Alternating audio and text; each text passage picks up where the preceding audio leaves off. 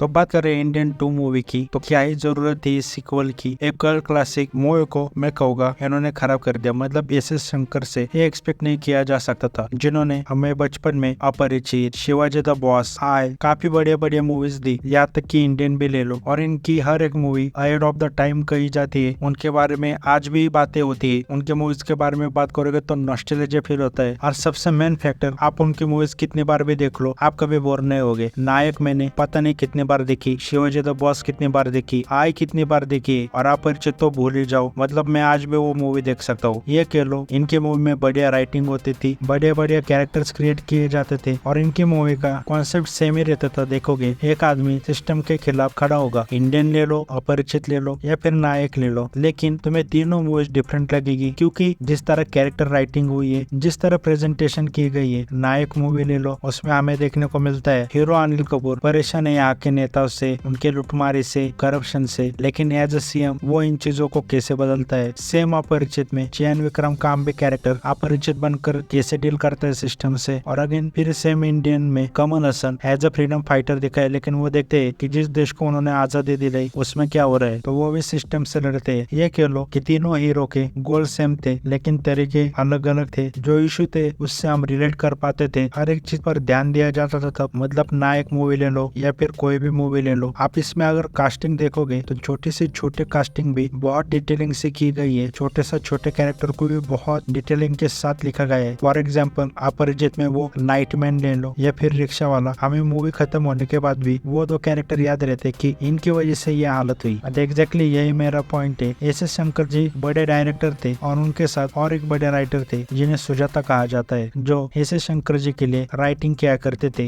यानी for example SS. Shankar ji का जो कॉन्सेप्ट है उसके लिए वो बढ़िया तरीके से स्क्रीन प्ले, डायलॉग राइटिंग, ये सारी चीजें करते थे। और उनके जाने के बाद ही ये कह लो एस.एस. शंकर जी का डाउनफॉल भी शुरू हुआ, क्योंकि आई मूवी के बाद एस.एस. शंकर जी के ऐसे कोई मूवी नहीं है जिसमें वो चाम देखने को मिले। For example Robo 2.0 high budget movie थी इंडिया की सबसे, लेकिन कोई भी उसके बारे में बात नहीं कर रहे, जबकि उसमें रजनीकांत जी है, अक्षय कुमार है, क्योंकि फॉरगेटेबल मूवी थी और सब पता चल रहा था कि एग्जीक्यूशन फेल हुआ है। और वही हुआ इंडियन 2 के साथ। अननेसेसरी सिक्वल को होगा मैं, इसको कोई बनाने की जरूरत भी नहीं थी। और कहीं ना कहीं जो मैंने कहा सुजाता राइटर जो कहानी लिखते थे, तो उनका टच भी हमें देखने को मिलता था। ये कह लो उनका नॉलेज भी उस वक्त क्या अमेजिंग रहा होगा। ऐसे शंकर जी का भी ले लो, उन्होंने इंडियन मूवी में जिस तरह एक हमारे भारत का संस्कृति का पूर्ण मार्शल आर्ट दिखाया था। अपरिचित में गरुड़ पुराण में जो लिखा है उसके अनुसार सजा देना, मतलब कुंभिक पाकम, ये सारे शब्द आज हमें उस मूवी की वजह से याद होगी। साथ में उनके गाने के हाई बजट सॉन्ग्स जिनमें भर भर के क्रिएटिविटी रहती थी, ये सब कहीं ना कहीं लॉस्ट हो गए। और उम्मीद करता हूँ कि गेम चेंजर से उनका कमबैक हो। और कार्तिक सुब्बुराज जिन्होंने जिगर ठंडा मूवी बनाई थी, उनके साथ का अच्छा कोलैबोरेशन हो। लेकिन कार्तिक सुब्बुराज की भी अपनी एक बहुत आइडियोलॉजी है, वो लेफ्ट आइडियोलॉजी की तरफ लीन है। वही पर शंकर देखोगे तो वो जो हमारे पुराने ट्रेडिशन से कल्चर है उसका रिस्पेक्ट करते हैं। तो कहीं ना कहीं वो जो आइडियोलॉजी डिफरेंस तो नजर आ रहा है, और एक गेम चेंजर के लिए बुरी बात साबित न हो। ये होगा जैसे मैंने कहा था कि शंकर जी का प्लॉट सेम होता है कि सिस्टम के खिलाफ उनका हीरो हमेशा खड़ा रहता है। तो लेफ्ट लीनिंग से जब कैरेक्टर राइटिंग होगी तो वो कुछ और ही होगी, और जब राइट लीनिंग से होगी तो वो कुछ और ही होगा। कैरेक्टर आइडियोलॉजी बहुत डिफरेंस लाती है कैरेक्टर राइटिंग में। तो उम्मीद करता हूँ इसी शंकर जी का हमें कमबैक देखने को मिले।